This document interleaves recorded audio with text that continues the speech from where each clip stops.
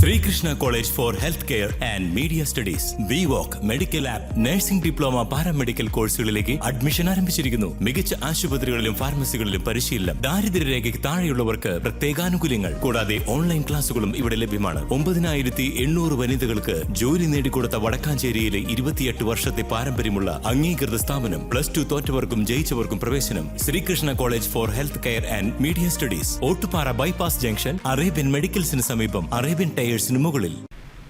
വിശദമായ വാർത്തകളിലേക്ക്. 2 മാസത്തെ വേനലവധി കഴിഞ്ഞ് സംസ്ഥാനത്തെ വിദ്യാലയങ്ങൾ വീണ്ടും തുറന്നു. പുതിയ അധ്യയന വർഷത്തെ വരവേൽക്കാൻ അക്ഷരമുറ്റങ്ങൾ കളർഫുള്ളായി സജ്ജമായതോടെ ലക്ഷക്കണക്കിന് കുട്ടിക്കൂട്ടങ്ങളാണ് പുഞ്ചിരിയോടെയും പുത്തൻ ബാഗുമേന്തി സ്കൂളുകളിലേക്ക് തിരിച്ചെത്തിയത്.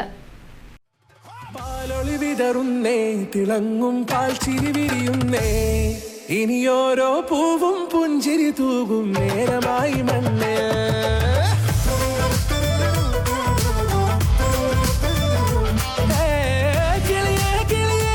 ചിറകുകൾ നീർത്തിരി ശിവാടിൻ നന്മകൾ പാടിയുണർത്താൻ നേരിൻ ചൊടിയോടെ കേറിവാ കേറിവാ പടിവാതിലുകളിലോടിവാ പാടിവാ. 2026-2027 അധ്യയന വർഷത്തെ സംസ്ഥാനതല സ്കൂൾ പ്രവേശനോത്സവത്തിന്റെ ഉദ്ഘാടനം Thiruvananthapuram Pattom government model girls higher secondary സ്കൂളിൽ വെച്ച് നടന്നു. മുഖ്യമന്ത്രി വി ഡി സതീശൻ ചടങ്ങ് ഉദ്ഘാടനം ചെയ്തു. തന്റെ പഴയ സ്കൂൾ പഠനകാലത്തെ രസകരമായ ഓർമ്മകൾ പങ്കുവെച്ചുകൊണ്ടാണ് മുഖ്യമന്ത്രി പ്രസംഗം ആരംഭിച്ചത്. കാലാവസ്ഥാ വ്യതിയാനമൊക്കെ ആയതുകൊണ്ട് ഒരാഴ്ച കൂടി വൈകും എന്നാണ് പറയുന്നത്. മൺസൂൺ വരാൻ വേണ്ടി. മൺസൂൺ വന്നാൽ പിന്നെ മഴയാണ്, പിന്നെ 2 മാസത്തേക്ക് വലിയ മഴയാണ്. അത് സ്കൂൾ തുറക്കുന്നതിൻ്റെ ഒരു ഭാഗമായിട്ടാണ് ഞങ്ങളെല്ലാം കുഞ്ഞുനാളിലെ കരുതിയിരുന്നത്. നമുക്കറിയാം, നിങ്ങളുടെ മാതാപിതാക്കൾ ഒരുപാട് സ്വപ്നങ്ങളും ഒരുപാട് പ്രതീക്ഷകളുമാണ് നിങ്ങളെക്കുറിച്ചുള്ളത്. ഇപ്പം പഴയതുപോലെയൊന്നും അല്ല. എന്നെ 1-ാം ക്ലാസ്സിൽ ചേർക്കാൻ വേണ്ടിയിട്ടാണ് എൻ്റെ അച്ഛൻ സ്കൂളിൽ വന്നത്. പിന്നെ സ്കൂളിൽ വന്നത് പ്രീ ഡിഗ്രിക്ക് ചേർക്കാൻ വേണ്ടിയിട്ടാണ്, കോളേജിൽ. അന്ന് പ്രീ ഡിഗ്രിയാണ്. അല്ലാതെ ഞാൻ പഠിച്ച 10 കൊല്ലം സ്കൂളിലും 12 കൊല്ലം കോളേജിൽ പഠിച്ചതിൻ്റെ ഇടയിൽ ഒരിക്കലും എൻ്റെ വീട്ടിൽ നിന്ന് ആരും എന്നെ അന്വേഷിച്ച് വന്നിട്ടില്ല.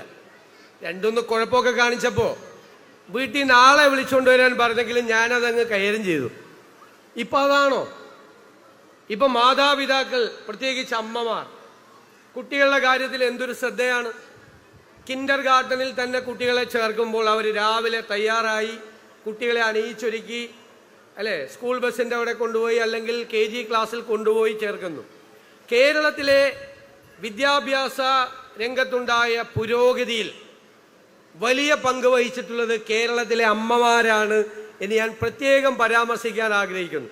അവരുടെ കുഞ്ഞുങ്ങളോടുള്ള ശ്രദ്ധ, അവരുടെ പഠനകാര്യത്തിലുള്ള ശ്രദ്ധ. ഇപ്പോൾ PTA യോഗം വിളിച്ചാൽ ഒരു 80% സ്ത്രീകളായിരിക്കും. വിദ്യാഭ്യാസ മന്ത്രി N. ശംസുദ്ദീന്റെ അധ്യക്ഷതയിൽ ചേർന്ന പ്രൗഢഗംഭീരമായ ചടങ്ങിൽ മറ്റ് സംസ്ഥാന മന്ത്രിമാരും ജനപ്രതിനിധികളും സാംസ്കാരിക വിദ്യാഭ്യാസ രംഗത്തെ പ്രമുഖരും പങ്കെടുത്തു.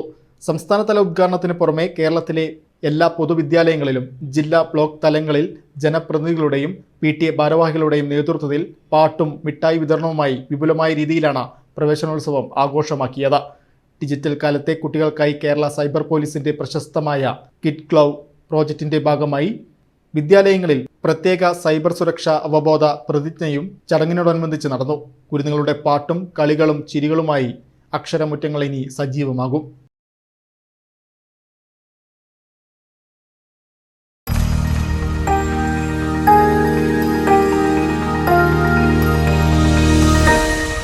You are watching VCV News.